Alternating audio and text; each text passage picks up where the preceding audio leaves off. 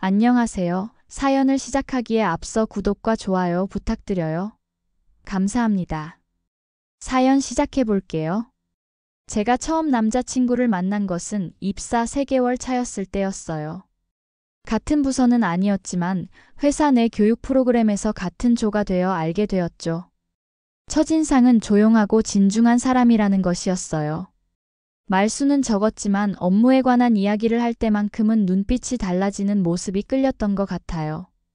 저희 가족은 아빠, 엄마, 그리고 저 이렇게 셋이에요. 아빠는 공인중개사로 20년 넘게 일하셨고 엄마도 부동산 일을 함께 하고 계세요.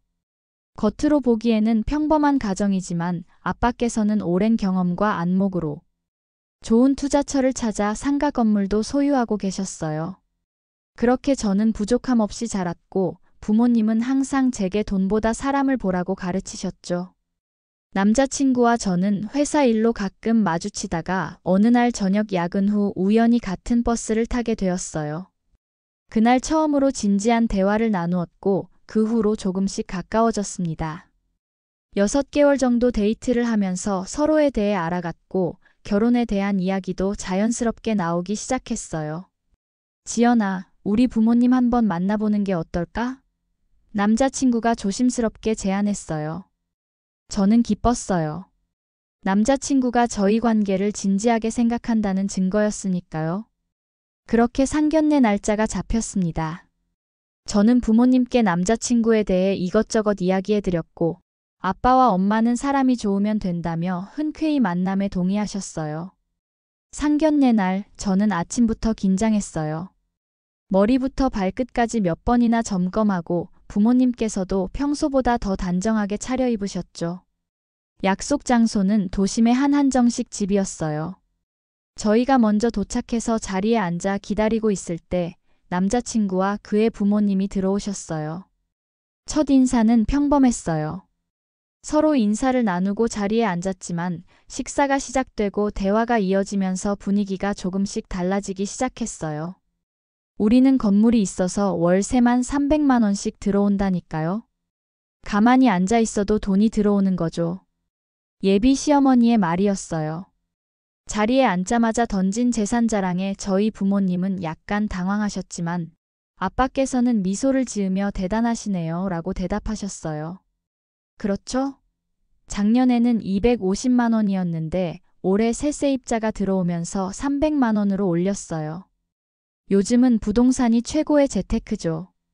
좋은 위치에 건물 하나만 있으면 가만히 앉아서도 돈을 벌 수 있으니까요. 예비 시어머니는 마치 자신의 탁월한 재산 관리 능력을 자랑하듯 뿌듯해하며 말했어요. 현우 아버님은 무슨 일을 하세요? 엄마께서 자연스럽게 화제를 돌리셨어요. 저는 한식당을 운영하고 있습니다. 규모가 꽤 큰 편이라 직원만 10명이 넘죠. 명절이나 성수기 때는 예약 없이는 자리 잡기 힘들 정도예요. 예비 시아버님도 뒤질세라 자랑을 이어갔어요. 지난달에는 유명 연예인도 다녀갔다니까요. 그냥 동네 식당이 아니라 비즈니스 미팅이나 중요한 자리에 데려가도 손색 없는 곳이죠. 저희 부모님은 다시 한번 칭찬의 말씀을 건네셨지만 제가 보기에도 어색한 미소였어요. 하지만 대화가 진행될수록 남자친구 부모님의 질문은 점점 더 직설적으로 변해갔습니다. 그런데 지연이 부모님은 어디 사세요? 예비 시어머니의 눈빛이 갑자기 날카로워졌어요.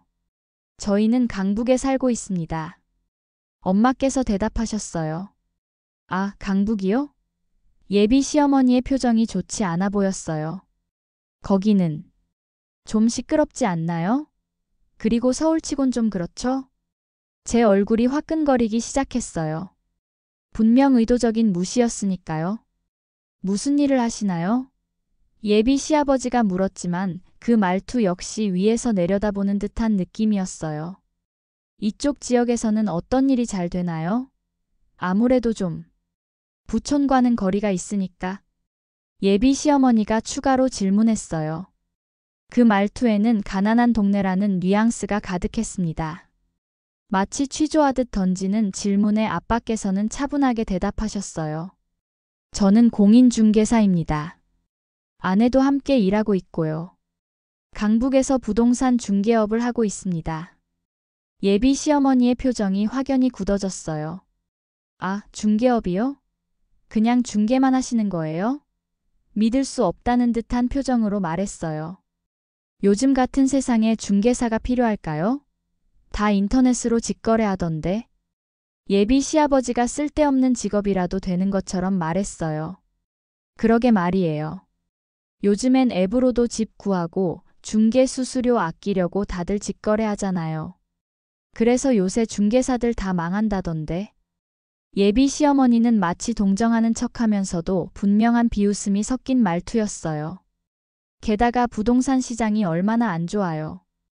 거래량이 반토막 났다던데 어떻게 버티세요? 예비 시아버지가 진짜 궁금하다는 듯 물었지만 그 안에는 당신들은 형편이 어렵겠네라는 가정이 깔려 있었어요. 저희 아들이 다니는 회사 동료 중에도 중개사 집안 출신이 있는데 부모님이 사무실 접고 치킨집 차렸다더라고요. 정말 안타깝더라고요. 예비 시어머니는 동정하는 척하면서도 명백히 저희를 깎아내리고 있었어요. 말투에서 깔보는 뉘앙스가 노골적으로 느껴졌어요.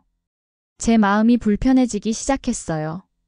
아빠의 직업을 정면으로 깎아내리는 말에 엄마의 표정도 굳어져 갔어요.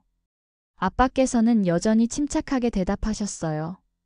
네, 30년 가까이 해온 일이라 경기가 좋을 때도 안 좋을 때도 있지만 꾸준히 하고 있습니다. 덕분에 딸 하나는 부족함 없이 키웠습니다. 아이고, 요즘 부동산이 힘들다던데. 예비 시어머니의 말에는 노골적인 무시가 담겨 있었어요. 그나마 대출 규제가 완화되어서 다행이지 아니면 공인중개사들 굶어 죽을 뻔했잖아요. 하. 웃음소리는 냈지만 그 웃음 뒤에 숨겨진 무시가 고스란히 느껴졌어요. 테이블 아래에서 제 손이 떨리기 시작했습니다. 지연이는 대학 어디 나왔나요? 학벌이 좋아야 취업도 잘 되고. 예비 시어머니가 물었어요.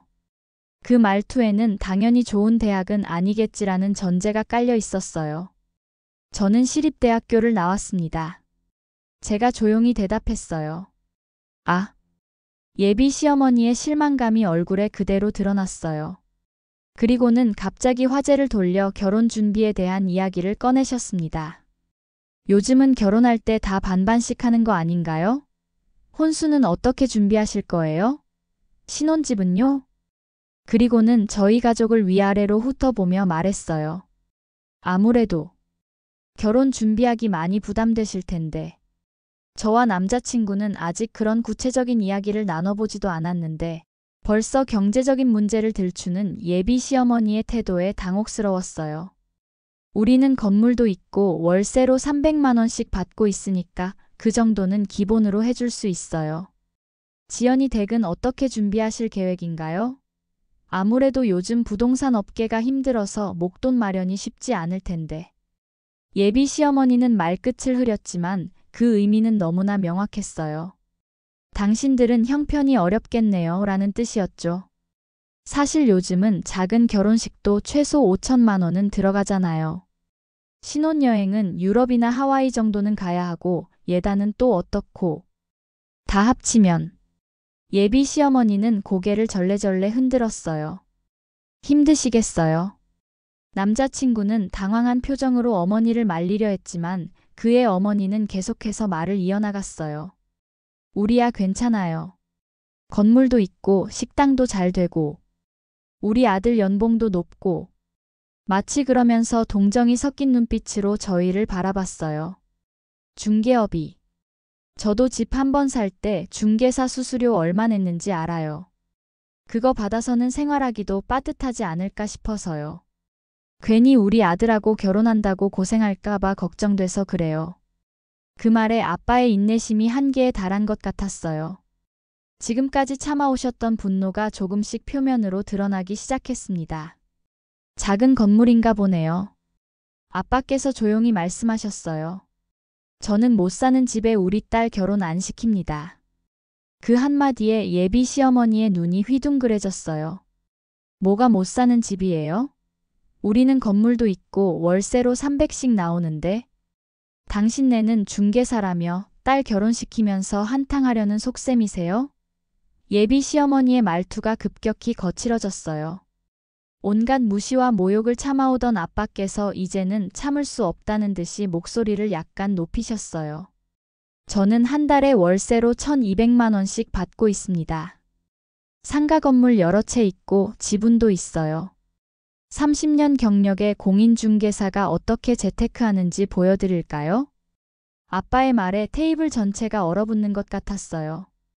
예비 시어머니의 입이 닫히지 않을 정도로 벌어졌고 그의 아버지는 잠시 말을 잃었어요. 그래도 아직 열심히 일하고 살고 있고요. 공인중개사는 단순히 수수료만 받는 일이 아닙니다. 좋은 부동산을 발견하고 투자하는 안목이 있어야 하죠. 그것이 제가 딸에게 가르친 가치관입니다. 그런데 이 결혼은 아닌 것 같네요. 순간 예비 시어머니의 표정이 완전히 바뀌었어요. 방금 전까지 깔보던 눈빛이 갑자기 비굴함으로 가득 찼습니다. 아이고, 오해하셨나 봐요. 저희는 걱정이 돼서. 결혼은 해야죠. 우리 애들 서로 좋아하는데. 예비 시어머니는 얼굴색이 하얗게 변하며 계속 변명했어요. 저는 그냥 젊은 친구들 걱정돼서. 세상이 워낙 팍팍하니까. 그의 아버지도 갑자기 표정을 바꾸며 맞아요. 젊은 애들 다 힘들잖아요. 그리고 애들 결혼하는데 우리가 너무 간섭하면 안 되죠. 그나저나 사돈이 그렇게 성공하셨다니 정말 대단하십니다. 요즘 부동산 시장에서 그런 성공은 정말 어려운데. 하지만 아빠는 이미 마음을 정하신 것 같았어요. 죄송합니다만 이런 집안과는 연을 맺고 싶지 않네요. 결혼은 다시 생각해 보겠습니다. 아니, 잠깐만요. 우리가 뭐 그렇게 잘못했다고. 그의 어머니가 다급하게 외쳤어요. 아끼는 농담이었어요. 농담. 우리 현우랑 지연이 잘 어울리는 걸 누가 모르나요? 제발요, 다시 한번 생각해 보세요. 우리 아들이랑 지연이 결혼시켜주세요. 그의 어머니는 갑자기 애원하는 목소리로 바뀌었어요. 저희가 모든 비용을 다 댈게요. 혼수도, 예식장도, 신혼여행도요. 하지만 아빠는 자리에서 일어났어요. 남자친구는 당황한 표정으로 저를 바라봤지만 저도 그에게 미안하다는 눈빛만 보낼 수 있었어요. 그의 부모님, 특히 어머니의 태도는 저희 가족의 자존심을 심하게 건드렸으니까요. 현우야, 뭐라고 좀 해봐. 너 지연이 좋아하잖아. 그의 어머니가 아들을 다그치더라고요. 남자친구는 망설이다가 조심스럽게 저희에게 다가왔어요. 지연아. 아버님, 어머님. 정말 죄송합니다. 저희 어머니께서 실례를 했습니다. 하지만 아빠는 더 이상 들으려 하지 않으셨어요. 결혼은 두 사람만의 일이 아닙니다. 집안끼리의 만남이기도 하죠. 우리 딸이 평생 저런 시어머니 밑에서 사는 모습은 상상하고 싶지 않네요. 저희는 그렇게 식당을 나왔고 남자친구 어머니의 애원하는 목소리가 한동안 뒤에서 들려왔어요. 집으로 돌아오는 차 안에서 저는 많이 울었어요. 남자친구를 정말 좋아했기 때문에 이별은 고통스러웠습니다. 하지만 결혼은 두 사람만의 일이 아니라는 것, 특히 시어머니와의 관계가 얼마나 중요한지를 그날 깨달았어요. 지연아, 미안하다. 아빠께서 운전하시면서 말씀하셨어요. 아빠가 내 연애를 망쳐버렸구나. 저는 고개를 저었어요. 아니에요, 아빠. 저도 그 집안과는 자신이 없어요. 시어머니의 그런 모습을 보니 다음 날 남자친구에게서 연락이 왔어요. 만나서 이야기를 나누었고 결국 우리는 파혼하기로 했습니다. 그도 부모님의 태도에 대해 사과했지만 그것만으로는 부족했어요. 앞으로 살아갈 날들을 생각하면 그런 시어머니 밑에서는 행복할 수 없을 것 같았습니다. 더 이상 할 말이 없었던 것 같아요. 우리는 그렇게 조용히 헤어졌습니다. 하지만 이야기는 여기서 끝나지 않았어요. 회사에서 그 사람을 마주칠 때마다 가슴이 아팠지만 시간이 지나면서 조금씩 나아지고 있었습니다. 그런데 어느 날 회사 로비에서 낯익은 얼굴을 보게 되었어요. 그의 어머니였습니다. 지연 씨, 잠깐 시간 있어요? 같이 점심 먹으면서 이야기 좀 해요. 당황스러웠지만 정중하게 거절했어요. 죄송합니다만 약속이 있어서요. 그러나 그녀는 포기하지 않았어요. 제발요, 지연 씨. 우리 현우가 너무 힘들어해요. 먹지도 자지도 못하고. 다시 한 번만 생각해줘요. 분명 과장된 말이겠지만 국어라는 태도는 불편했어요. 예전의 거만한 모습은 온데간데 없이 사라지고 이제는 비굴하게 저를 쫓아다니는 모습이 오히려 더 역겨웠습니다. 정말 죄송합니다만 저희 결정은 바뀌지 않을 것 같아요. 그날 이후로도 몇 번이나 회사에 찾아와 저를 기다렸고 심지어 제 휴대폰으로 연락까지 해왔습니다. 어떻게 제 번호를 알았는지 모르겠지만 수시로 문자와 전화가 왔지만 전 무시할 수밖에 없었어요. 그 일이 있고 나서 6개월이 지났어요. 이제는 그때의 아픔도 많이 희미해졌습니다. 가끔 만약 그때 결혼했다면 어땠을까? 하는 생각이 들기도 하지만 그럴 때마다 상견례 날의 기억이 떠올라요. 그 집안의 일원이 되었다면 제 인생은 어떻게 달라졌을까요? 며칠 전 동료에게서 들은 소식에 따르면 현우 씨는 다른 회사에서 잘 적응하고 있다고 해요. 또한 부모님에게서 독립해 살고 있다는 이야기도 들었어요. 그가 행복했으면 좋겠다는 생각이 들었어요. 전 지금 새로운 시작을 준비하고 있어요. 회사에서도 승진했고 혼자만의 공간도 마련했습니다. 가끔은 외롭기도 하지만 그때의 선택이 옳았다는 것을 매일매일 확인하고 있어요. 인생은 선택의 연속이라고 하죠. 때로는 아픈 선택도 필요합니다. 그 아픔을 통해 우리는 더 단단해지니까요. 제 인생의 그 특별했던 선택의 순간을 저는 절대 후회하지 않습니다. 제 긴 이야기를 끝까지 들어주셔서 감사합니다. 구독과 좋아요, 알림 설정까지 잊지 마세요.